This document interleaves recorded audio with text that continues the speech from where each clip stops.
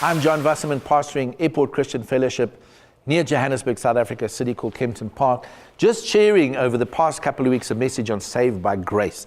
By grace are you saved. Wow, not of works, so that no one can boast. Man, there's so much boasting in church, isn't there? Paul says, I will boast only in Christ Jesus. Let him who boasts, boast only in the Lord. And so our boasting should only be in Jesus. Look, we can really brag about Jesus, but not about ourselves. So we are saved by grace, not by our own works, and it's through faith.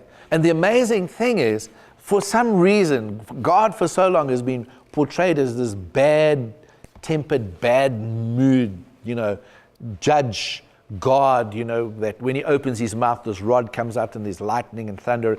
And Martin Luther, who headed up the Protestant movement for where we get our justification by faith doctrine from, that's the view of God that he had.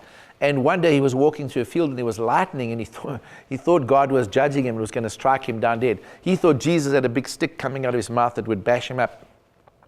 And so they would do all of these things out of a fear of God. Now look, there's a great difference between reverence for God and a sense of awe and fearing God because he's angry. God's not in a bad mood. And it's one of the things that we've got to learn and discover. Moses discovered it on the mountain when he said, God, show me your glory. And Moses was told, you can only see the hinder parts of God. He was put in the rock. God walked past, and God spoke his name. I'm gracious, loving, kind, merciful, forgiving sin. That's the nature of God. He nowhere said, I'm in a bad mood, I'm bad-tempered. God is not a judgmental, condemning God. The whole reason why he sent Jesus was to forgive us and not to condemn us. He didn't want us in eternal damnation. So he sent Jesus, that whoever believes in him shall have life and shall not perish. And he came into the world not to judge the world, but the world through him might be saved. And Jesus himself said, there is a judge, or John said, there is a judge who will judge one day. But it's not God. He passed judgment over to Jesus. And then Jesus said, but not even I will judge. What will judge you is the word that I spoke. In other words, will you accept the gospel or not?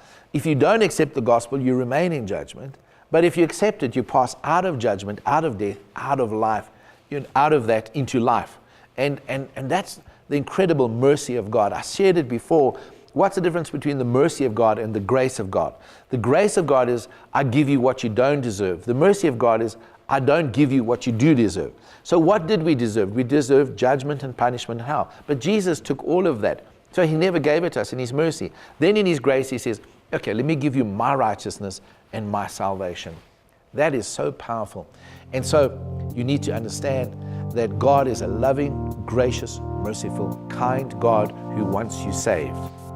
I'm so grateful that you've been watching this particular series and really would not like you to miss out on anything. So here it goes. Please like us on our Facebook page, and then follow us on Twitter and SoundCloud. Connect with us on LinkedIn and subscribe to our YouTube channel. Bless you.